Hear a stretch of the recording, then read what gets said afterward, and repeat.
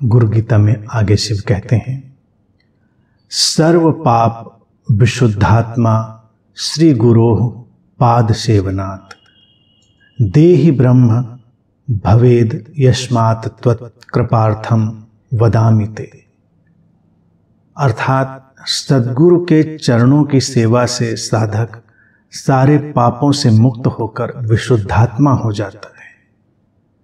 शिव देवी से कहते हैं, यही नहीं देवी, मैं तुम्हें कृपा पूर्वक बता रहा हूं कि इस प्रकार देहधारी जीव ब्रह्म भाव को उपलब्ध हो जाता है।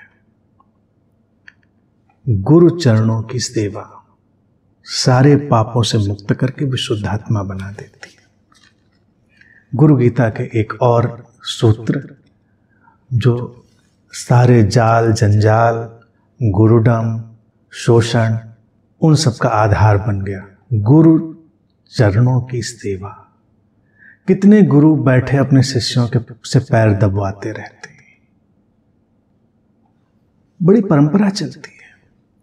शिष्य अनेक अनेक आश्रमों में गुरु के पैर दबाने के लिए लालायित रहते हैं, ड्यूटी लगती है, और गुरु लोग भी पैर फैलाकर बैठे रहते हैं।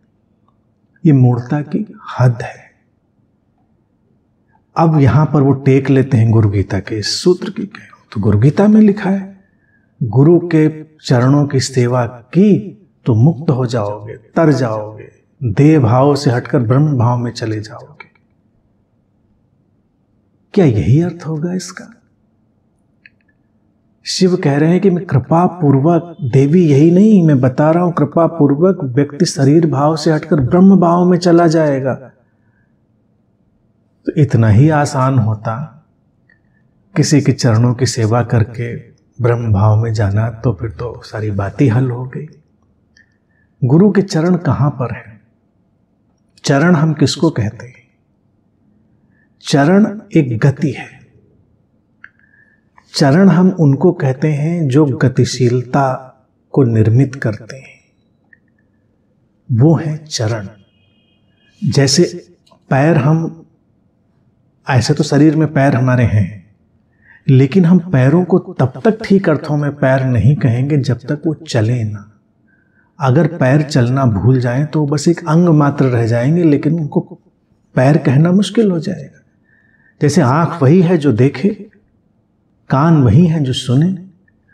तो जब गुरु चरणों की बात आती है तो गुरु के चरण वो हैं जो भी अज्ञान से ज्ञान की ओर जाने की गति है, उसको देखना। सेवा का तात्पर्य है संलग्न होना, उसमें संलग्न होना, उसमें अपने फोकस को डालना, उसमें अपनी तन्मयता को डालना। ये एक यात्रा है और यही है वस्तुतः साधना। गुरु के पास भी अगर हमें, मान लीजिए शरीर मन से प्रकट हुआ कोई व्यक्ति है जिसके माध्यम से हम गुरु को देख रहे हैं, उस गुरु तत्व को, तो वहां भी उसके पैर पकड़ के नहीं बैठना है कि उसके चरणों में कुछ जादू है, वो पैर पकड़ के बैठ जाएंगे तो कुछ कल्याण हो जाएगा।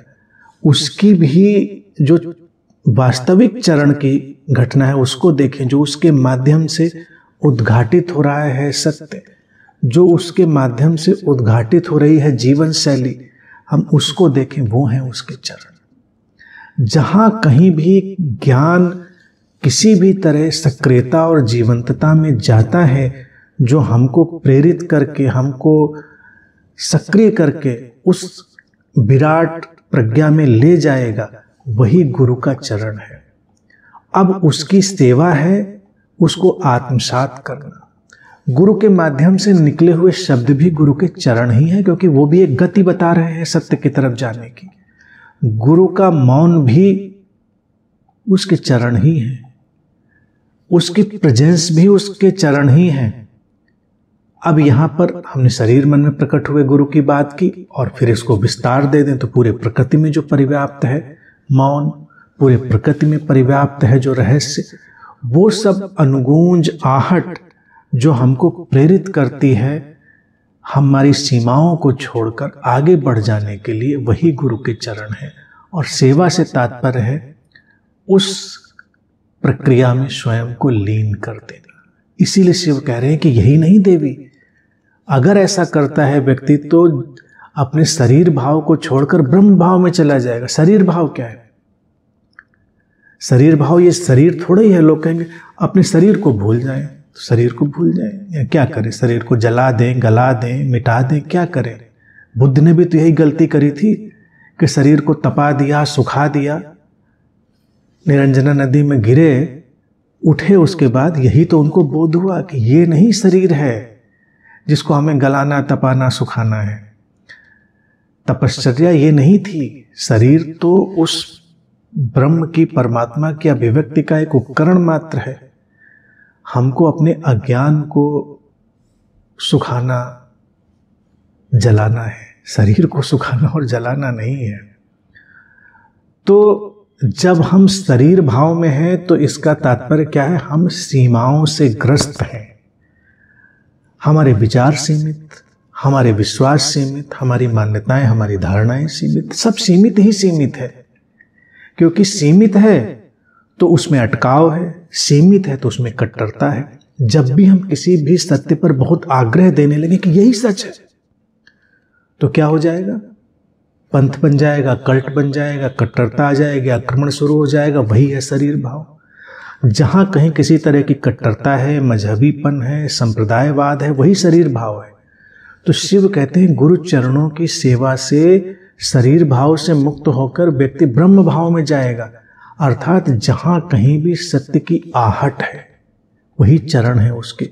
उनमें लीन होकर, तल्लीन होकर, उनको आत्मसात करके जब हम आगे जाएंगे तो हम किसी तरह की सीमा और कट्टरता से परे जाकर जो ब्रह्म भाव है, यानी जो असीमता, जीवन का अनंत विस्तार है, सर्व स्वीकार की भावदशा है, एक टोटल एक्सेप्टेंस की स्टेज है, उसमें चले जाएंगे।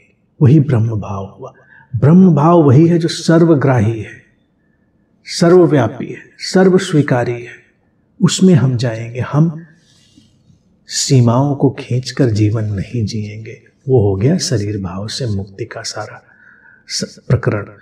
तो गुरु चरणों की सेवा जो प्रचलित वक्तव्य है, इसको हम स्पष्टता से समझ लें कि शिव क्या कह रहे हैं, और तब हमारे लिए आलोक की तरफ बढ़ने के सारे मार्ग प्रशस्त हो जाएंगे।